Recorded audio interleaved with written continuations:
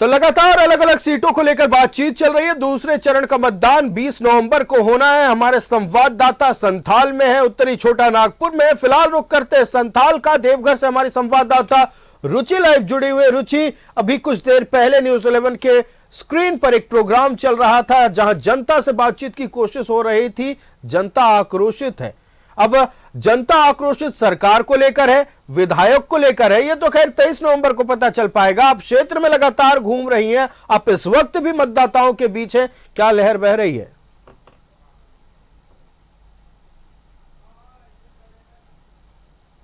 महत्वपूर्ण जानकारी दे दूं कि यहाँ पर क्लस्टर बैठक चल रही है और ये देखिए ये होटल है जहाँ की क्लस्टर वाइज बैठक और पूरी देखिए बीजेपी के का केंद्रीय नेतृत्व हो या प्रदेश नेतृत्व हो, संथाल पर फोकस है और संथाल की कैसे 18 विधानसभा सीटों में ज्यादा से ज्यादा सीटें एनडीए के खाते में आ सके, इसके लिए ये सारी जुगत लगाई जा रही है। और देखिए इससे पहले भी कई महत्वपूर्ण जिम्मेवारी जो है वो बड़े नेताओं को दी गई थी, चाहे वो भाजपा शासित प्रदेश के कई नेता जो है वो विधानसभा वार उन्हें जिम्मेवारी दी गई थी।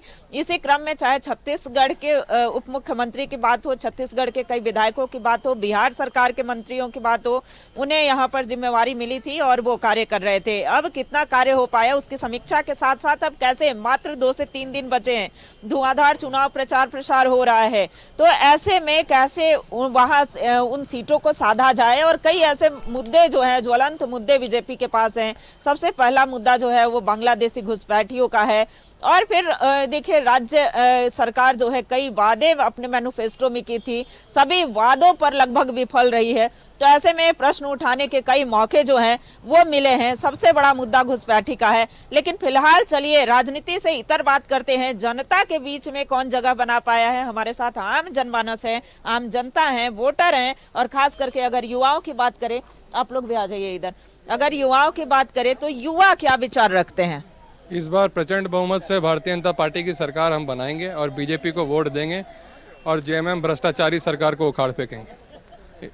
क्यों, आखिर क्यों? जेएमएम भी कह रही है कि हम युवाओं के लिए कार्य करेंगे, हमने किया है। कुछ नहीं मिला। 5 साल में खाली झूठे वादों के अलावा हमें कुछ नहीं मिला।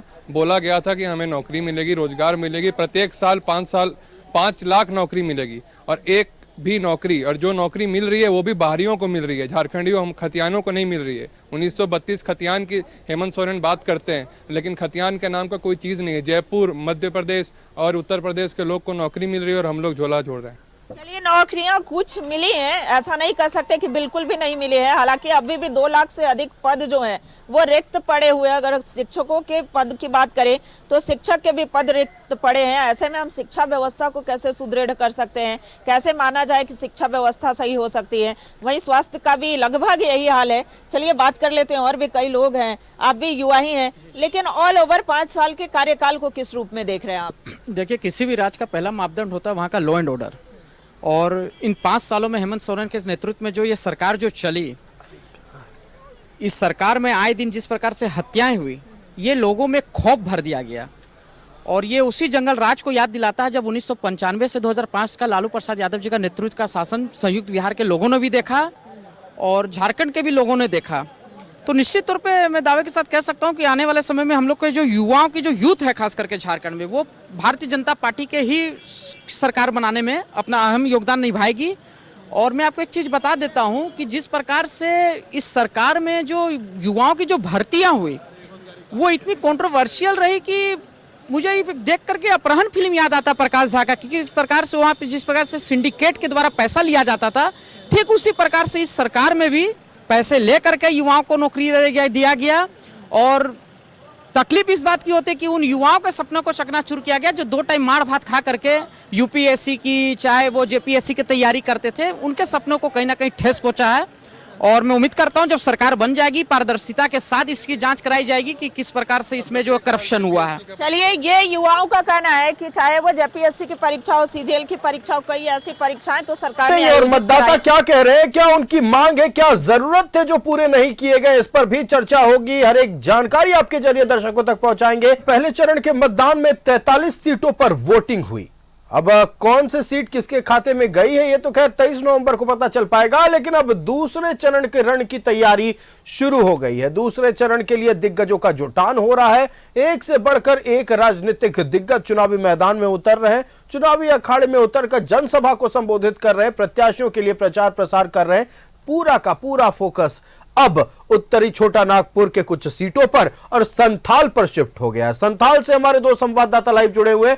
रुचि हमारे साथ देवघर से और राजमहल विधानसभा सीट से हमारे साथ संवाददाता मनोज लाइव जुड़े हुए हैं। मनोज का रुख करते हैं। मनोज, राजमहल एक बहुत चर्चित सीट रहा है, इसलिए क्योंकि विधायक रहते हुए भी चाहे अपनी सरकार हो या ना हो, अनंत ओझा ने बार बार इस बात का जिक्र किया है कि अप्रत्याशित वोटरों की वृद्धि हुई है, यहां डेमोग्राफी चेंज हो रहा है। वहीं से घुसपैठ का मुद्दा उठा था, कहा जा रहा था, राजमहल में बार बार ये कहे हैं राजमहल के विधायक अनंत ओझा की घुसपैठ हुआ है। सदन के पटल पर भी कहा, आप क्षेत्र में घूमे हैं, क्या देखने को मिला, बयार किस ओर बह रही है और जनता के जुबान पर किन मुद्दों का जिक्र है, तमाम बातें दर्शकों से साझा करें। बांग्लादेशी घुसपैठी की बात करें तो अनंत ओझा ने इसके वनडे से इन्होंने उठाया था, विधानसभा में भी इन्होंने आवाज उठाई और लगातार जब जब ये जनसभा किए हैं हर सभा में इनका ये बांग्लादेशी घुसपैठी का मुद्दा छाया रहा। और इस मुद्दे को लेकर ये लगातार जब शुरू से थे तो भारतीय जनता पार्टी का इस बार का चुनावी मुद्दा बांग्लादेशी घुसपैठी भी रहा। और निश्चित तौर पे जो अनंत ओझा का विधानसभा क्षेत्र है, राजमहल का जो विधानसभा क्षेत्र है, यहाँ पर बांग्लादेशी घुसपैठियों की संख्या कहें तो दिन प्रतिदिन बढ़ती जा रही है। और ऐसा बढ़ता जा रहा है कि जिस इलाके में वो लोग कहते थे कि दियारा इलाका है, यहाँ पर तो दूर दूर तक सिर्फ खेत ही खेत दिखाई देता था, अब वहां पर घर बनने लगा है। आखिर कौन लोग हैं? वो लोग माइनॉरिटी के लोग हैं। ये वही लोग हैं जो बांग्लादेश से आकर यहाँ पर यहाँ के आदिवासियों के साथ शादी किया और उसके बाद उनके ही जमीन में ये लोग रहने लगे और उसके बाद धीरे धीरे यहाँ के बाशिंदा बन गए। तो वो सीधे तौर पे वो जो कह रहे थे, और पिछली बार जब लोकसभा क्षेत्र में जब हम आए थे तो हम इस इलाके को हमने बड़ा नजदीकी से जानने का प्रयास किया कि डेमोग्राफी कैसे चेंज हुआ, कैसे यहाँ पर वोटरों की संख्या बढ़ गई। आज से 15 साल पहले जो वोटर था वो वोटर विलुप्त होता जा रहा है, अब नया वोटर की संख्या बढ़ती जा रही है। तो निश्चित तौर पे अनंत ओझा का ये जो मुद्दा था वो काफी अहम रहा। लेकिन इतना जरूर है कि इस बार परिवर्तन की बयार है, और परिवर्तन की बयार ऐसा कि लोग ये चाह रहे हैं कि इस बार जो हो कि सीधे तौर पे जो यह सरकार नहीं अब नई सरकार बने, और नई सरकार को लेकर लोगों के अंदर एक उत्साह। हमारे साथ हमारे सहयोगी हैं सुधाकर जी, हमें लगता है कि ज्यादा ये बताएंगे। सुधाकर जी, क्या मुद्दा, अगर राजमहल की बात करें, डेमोग्राफी को लेकर लगातार मुखर रहे हैं अनंत ओझा जी, तो इस बार क्या दिखता है?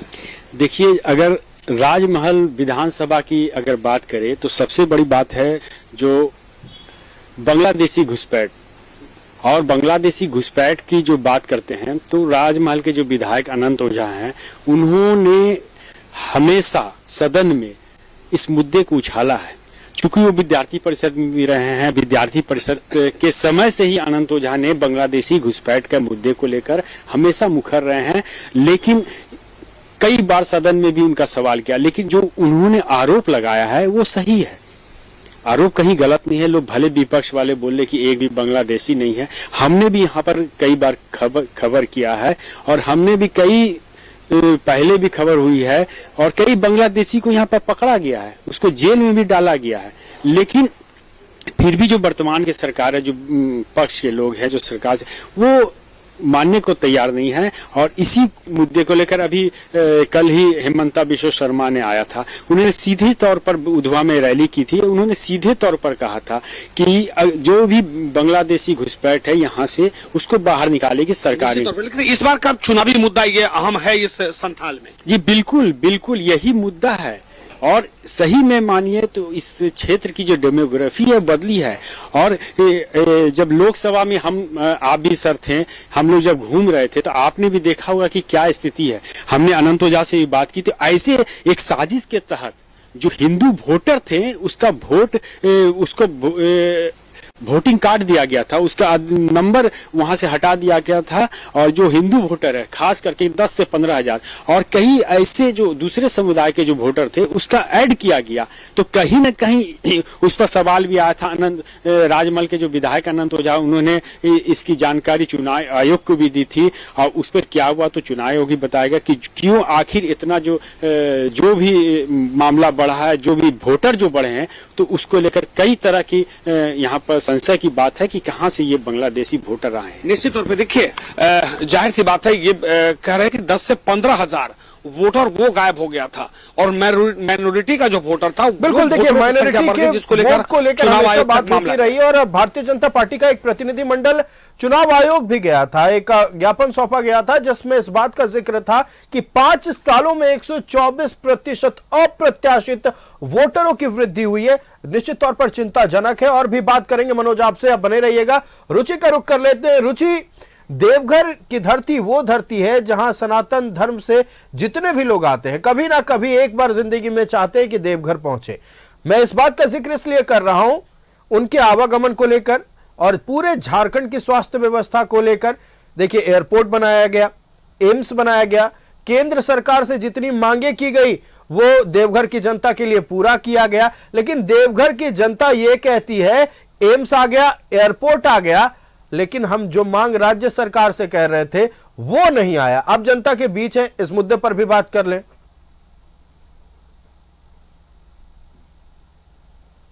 देखिए आयुष, सही सवाल किया आपने। चूंकि केंद्र सरकार ने कई ऐसी योजनाओं की बरसात कर दी। देवघर की अगर बात की जाए, चूंकि लोकसभा सांसद है निशिकांत दुबे, और कई उपलब्धियां कह सकते हैं। चूंकि एयरपोर्ट अगर है तो आज उनकी देन है, केंद्र सरकार की देन है। एम्स की बात की जाए तो एम्स की मांग भी पिछले कई वर्षों से रही थी, एम्स का भी सपना पूरा हुआ है।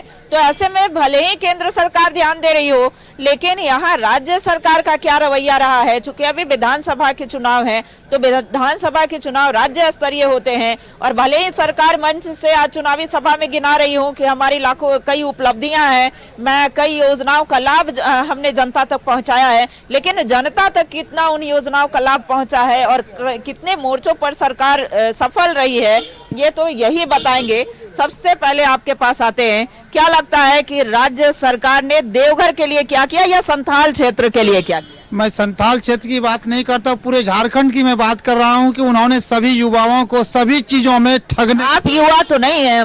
मैं अपनी बात नहीं कर रहा हूं, मैं युवाओं की बात कर रहा हूं, जो उन्होंने अपने मैनिफेस्टो में डाला था कि मैं बेरोजगारों को करप्शन के पर जिक्र होगा। रुचि, बहुत जल्द लौटेंगे आपके पास।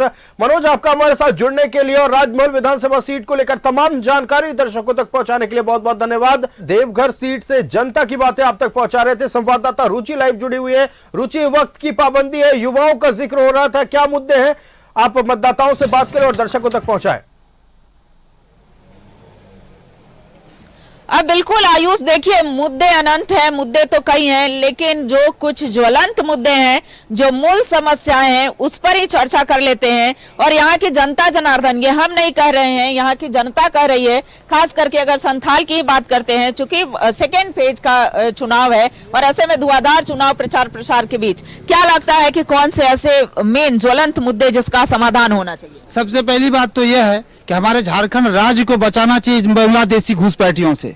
आदिवासी की जनसंख्या, हमारे देवघर के, हमारे गोड्डा लोकसभा के लोकप्रिय सांसद डॉक्टर निशिकांत दुबे ने अपने सदन में हमेशा ये आवाज उठाई कि जब वो पूर्व में 44% उनकी आबादी थी और आज वो घट करके 28% हो गया, तो वो आदिवासी जो आबादी घटी वो गई कहाँ? और मुस्लिम की आबादी लगभग 12-13% जो पूर्व में थी, आज वो बढ़ के 24% हो गया। तो इसका जिम्मेवार कौन? तो आप आदिवासी का कौन सा सरकार है? आप आदिवासी कौन सा सचेतक हैं? चलिए देखिए आयुष, एक और चर्चा कर लेते हैं। चूंकि कल जिस तरीके से कांग्रेस के प्रदेश प्रभारी गुलाम मोहम्मद मीर का स्टेटमेंट आया था, उन्होंने कहा भी था कि 450 रुपए में गैस सिलेंडर देंगे, और गैस सिलेंडर हिंदू, मुस्लिम और घुसपैठी, उन्होंने बांग्लादेशी का जिक्र नहीं किया था, लेकिन ये कहा था कि घुसपैठ को भी देंगे। उनका स्टेटमेंट आप सबने भी सुना भी होगा, किस रूप में देख रहे हैं आप? किस चीज का? गुलाम अहमद मीर का स्टेटमेंट आपने सुना था? जी नहीं, गुलाम अहमद मीर का स्टेटमेंट ये कोई नहीं, ये बता देते हैं कि गुलाम अहमद मीर के स्टेटमेंट की जो बीजेपी नेता थे वो काफी निंदा कर रहे थे और कई लोगों की उपस्थिति यहाँ पर और भी है, संथाल क्षेत्र से ही है। क्या लगता है कि संथाल की राजनीति इस बार किस ओर करवट लेगी? इस बार पूरा संथाल हमारे ओर आ रहा है। कई नेता देखिए, नित्यानंद राय और कई नेता जो है वो निकल रहे हैं। हालांकि बैठक चल रही थी और बैठक में ये स्ट्रैटेजी, ये रणनीति के तहत जो है, हालांकि कार्य पूरे हो चुके हैं। मात्र 3 से 4 दिनों का समय बचा है धुआंधार चुनाव प्रचार के बीच। 3 से 4 दिन का समय बचा है। संथाल के संग्राम को साधने की कोशिश हर पार्टी कर रही है। भारतीय जनता पार्टी एक से बढ़कर एक दिग्गज स्टार प्रचारक संथाल की भूमि पर उतार रहे हैं। देखना यह है कि क्या झारखंड मुक्ति मोर्चा और इंडी गठबंधन वाली सरकार के काम पर जनता को भरोसा है या फिर काम नहीं हुए हैं। घुसपैठिया एक बहुत बड़ा परेशानी है, इसको लेकर परिवर्तन की बयार बह रही है। खैर, ये तो पता 23 नवंबर को चल पाएगा। आपका हमारे साथ जुड़ने के लिए रुचि और तमाम बातें, मतदाताओं की मुद्दों की तमाम बातें दर्शकों तक पहुंचाने के लिए बहुत बहुत धन्यवाद। तो लगातार न्यूज़ 11 भारत की टीम मतदाताओं के बीच पहुंचकर जनता से जानने की कोशिश कर रही है कि क्या पिछले 5 सालों में काम हुआ है, और अगर काम नहीं हुआ है तो अगले 5 सालों में जो आप सरकार बनाएंगे उससे आप क्या काम करवाना चाहते हैं, क्या चाहते हैं कि आपके हित में काम हो, विकास के हित में काम हो।